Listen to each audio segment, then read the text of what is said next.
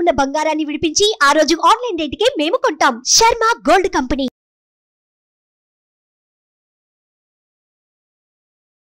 Hi hello welcome to our channel. ఈరోజు మనతో పాటు ఉన్నారు దైవజ్ఞ బ్రహ్మశ్రీ వీరపురం సుబ్రహ్మణ్య స్వామి గారు. నమస్కారం గురువు గారు. శుభాశీస్సులండి గురువు గారు, ఈ ఆంధ్రప్రదేశ్లో ఎన్నికల వాడి వేడి స్టార్ట్ అయిపోయింది. ముఖ్యంగా ఇంతకుముందు జగన్ గారికి చంద్రబాబు ఒక్కడే కాంపిటీషన్, కానీ ఇప్పుడు జగన్ గారికి సొంత ఇంట్లోనే ప్రతిపక్షం తయారైపోయింది చెల్లి రూపంలో. సో ఇప్పుడు ఇన్ని సిచ్యువేషన్స్ ఎదుర్కొంటున్న జగన్ మళ్ళీ ముఖ్యమంత్రి అవుతాడా లేకపోతే చంద్రబాబు అవుతాడా అనేది ప్రశ్న. ఏమంటారు మీరు? వాస్తవంగా జ్యోతిష్య ప్రకారంగా కానీ లేదా ప్రజానాడి ప్రకారంగా కానీ ఏంటంటే కొత్త ఒక వింత, పాత ఒక రోత. అయితే ఇందులో దైవ నిర్ణయం అనేది కూడా ప్రధానమైనటువంటి అంశం. దైవ నిర్ణయం అంటే ఎవరిని అదృష్టం అనేది వరిస్తుంది అన్నది ముఖ్యమైనటువంటి అంశం. ఎందుకంటే ప్రజానాడికి దైవానుగ్రహానికి ఏంటంటే దైవానుగ్రహం వల్ల ప్రజలలో మార్పు అన్నది ప్రారంభమవుతుంది. అంటే వాళ్ళ మైండ్ సెట్ అనేది, మనస్సు అనేది చేంజ్ అవుతుంది. దీని ప్రకారంగా తీసుకున్నట్టయితే మనకు జ్యోతిష ప్రకారంగా దైవానుగ్రహం అనే దాని ప్రకారంగా తీసుకుంటే 100% 100% టీడీపీ గెలిచి తీరుతుంది. అది ఎలా సాధ్యం అవుతుంది? కొంతమంది ప్రముఖ జ్యోతిషులు ఎవరైతే ఉన్నారో, ఇప్పుడు యూట్యూబ్లో చాలా ఫేమస్ ఉన్న వ్యక్తి ఎవరైతే ఉన్నారో, రీసెంట్గా జరిగిన ఒక నెల క్రితం జరిగిన ఇంటర్వ్యూలో ప్రిడిక్షన్ మొత్తం పరిశీలించి ఖచ్చితంగా ఇప్పుడున్న ముఖ్యమంత్రి మళ్ళీ అవుతారని చెప్పడం జరిగింది. మీరేమో దానికి విరుద్ధంగా చెప్తున్నారు. ఇది ఎలా నమ్మచ్చు అంటారు మరి? వాస్తవంగా అయితే ఎవరు ఎన్ని అనుకుంటున్నా నేను చెప్పేది కరెక్టు అని నేను చెప్పను. ఎందుకంటే ఇక్కడ రాజకీయాలని, పాలిటిక్స్లో ఎవరైతే అధికారంలో ఉన్నారో వాళ్ళ గురించి చెప్పకూడదు, జ్యోతిష ప్రకారంగానే చెప్పాలి. అంటే ఇప్పుడు ఎవరైతే అధికారంలో ఉన్నారో వాళ్ళకి అనుగుణంగా చెప్పడం అన్నది కాదు, ఏది జరగబోతున్నది అనేది కూడా మనము క్లారిటీ ఇవ్వాలి. అందులో జాతకరీత్యా కొంత ఆపోజిట్ ఎవరికి, జగన్కి జాతకరీత్యా ప్రజలలో వచ్చేటప్పటికి రెండు విధాలను అటు ఇటు సమపాలనలో ఉన్నాడు. అంటే ప్రజాభిప్రాయంలోకి వచ్చేటప్పటికి సమపాలనలో ఉన్నాడు.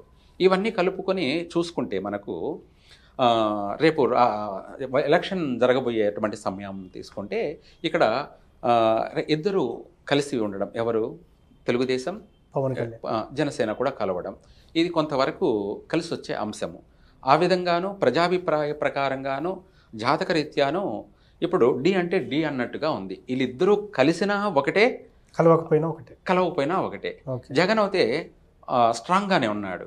ఇందులో ఫైనల్గా నిర్ణయం ఏమిటి అంటే అధిక శాతం స్థానాలని గెలుచుకునే అవకాశం టీడీపీకి మాత్రమే దక్కుతుంది. అయితే జగన్ పూర్తిగా బాగా స్ట్రాంగ్గా ఇచ్చినప్పటికీ కూడా వ్యత్యాసం కొద్ది తేడాతో ఓడిపోయే ఛాన్స్. సార్, ఇప్పుడు చంద్రబాబు జాతకం బాగుందంటారా మరి? మీరు దైవానుగ్రహంతో అవుతుంది అంటున్నారు. ఇటీవలి కాలంలో చంద్రబాబు రాజశ్యామల యాగం కూడా, చండీ యాగం కూడా చేసినట్టున్నారు.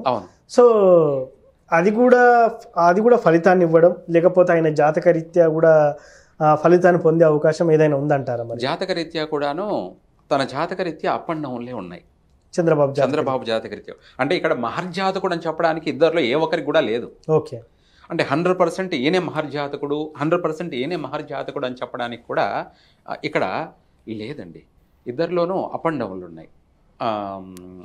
అందులో ఇక్కడ ఏంటంటే ఇతను చేసినటువంటి కొన్ని పూజా ఫలాలు, రెండోది వచ్చేసి ఇంకొక పార్టీని కలుపుకొని వెళ్ళడము, రెండోది వచ్చేసి ఆంధ్రప్రదేశ్ యొక్క భవిష్యత్తు గురించి ఏమిటి అన్నది ప్రధాన అంశం.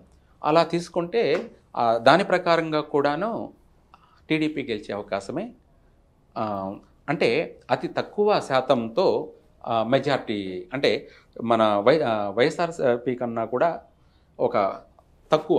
అంటే ఈ పార్టీ అనేది సపోజ్ మనకున్న స్థానాల్లో ఈ వైఎస్ఆర్సీపీకి మించి ఒక 10%, అంటే సపోజ్ ఇప్పుడు ఒక 50 స్థానాలు వైఎస్ఆర్సీపీ గెలుచుకునింది అనుకోండి, మిగతా స్థానాలన్నీ రెండు కలిపి గెలుస్తాయి. సార్, ఇక్కడ ఇంకో చిన్న సందేహం. ఇప్పుడు జగన్కు ప్రత్యర్థిగా ప్రతిపక్షంగా తన సొంత చెల్లి తయారైంది కదా, మరి ఆమె జాతక రీత్యా ఆమెకు రాజకీయ భవిష్యత్తు ఉంటుందంటారా ఈ క్రమంలో? లేదండి. అంతేనా?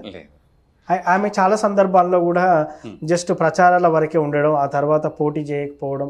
ఇప్పుడు తెలంగాణలో రీసెంట్గా పార్టీ పెట్టి పోటీ చేస్తా అని చెప్పడం, దాని తర్వాత చివరి మూమెంట్లో విరమించుకోవడం. సో ఆంధ్రప్రదేశ్లో కూడా అదే సిచ్యువేషన్ జరిగే ఛాన్స్ ఉందంటారా? అంతే.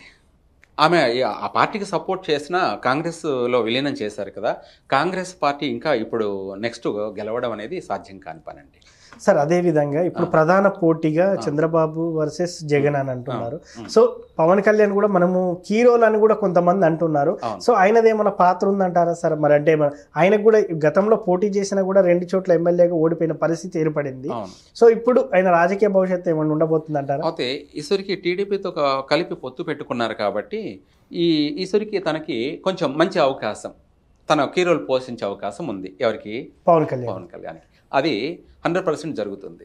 సార్ ఆయన గెలిచే ఛాన్స్ ఉందంటారా ఇప్పుడు? అంటే ఈ ఎలక్షన్లో ఆయన ఇప్పుడు పొత్తులో భాగంగా పోటీ చేస్తే గెలుస్తారంటారా? మరి కొంతవరకు గ్యారంటీగా గెలుస్తాడండి. అంటే తను ఇంతవరకు తన స్థానాల్లోనే ఓడిపోయాడు. ఈసారికి మామూలుగా తను ఎమ్మెల్యేగా గెలిచే అవకాశం మాత్రం 100% జరుగుతుంది. సో జగన్ గారు నిజంగా ప్రతిపక్షానికి పడిపోయే ఛాన్స్ ఉందని మీరు అంటారు? అవునండి, జాతకరీత్యా.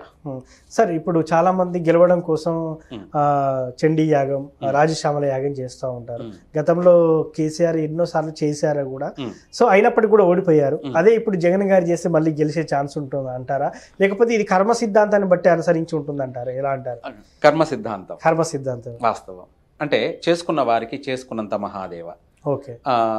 మనం ఇక్కడ ఎన్ని యాగాలు చేసినా దాంతోపాటు మనకు గుడ్ టైం కావాలి, పాజిటివ్ ఎనర్జీ కావాలి. అంటే దైవానుగ్రహం అనేది, అంటే అది కూడా దైవానుగ్రహం కోసమే కదా. అంటే అందులో కూడా చేసే ఒక విధి విధానాలు అనేది ముఖ్యం అన్నమాట. ఇందులో వాస్తవంగా ఇద్దరి జాతక రీత్యా మనం చూసుకున్నట్టయితే ఏ ఒక్కరు మహర్జాతకులని చెప్పడానికి ఏం లేదు.